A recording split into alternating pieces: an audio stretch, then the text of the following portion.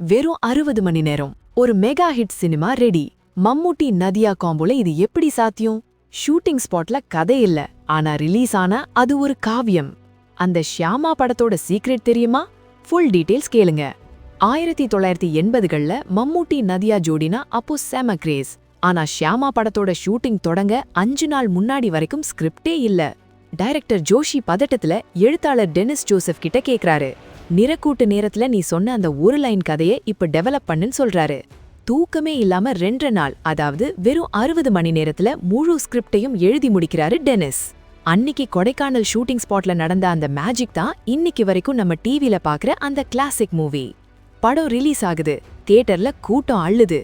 செம்பருத்தி பூவை சொல்லு பாட்டு இன்னைக்கும் நம்ம பிளேலிஸ்ட்ல இருக்குல்ல.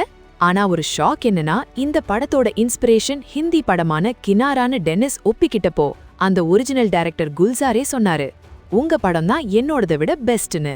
That is the power of Tamil and Malayalam cinema. இந்த படம் தான் தமிழ்ல சிவகுமார் நதியா நடிப்புல உனக்காகவே வாழ்கிறேன்னு ரீமேக் ஆகி சூப்பர் ஹிட் அடிச்சது. உங்களுக்கு நதியாவோட ஷியாமா பிடிக்குமா இல்ல உனக்காகவே வாழ்கிறேன் பிடிக்குமா? மறக்காம கமெண்ட் பண்ணுங்க. இந்த மாதிரி சினிமா ரகசியங்களுக்கு தமிழ் காலி சென்ட்ரலுக்கு சப்ஸ்கிரைப் பண்ணுங்க, ஷேர் பண்ணுங்க. 60 மணி நேரத்துல உருவான அந்த மேஜிக் அதுதான் ஷியாமா.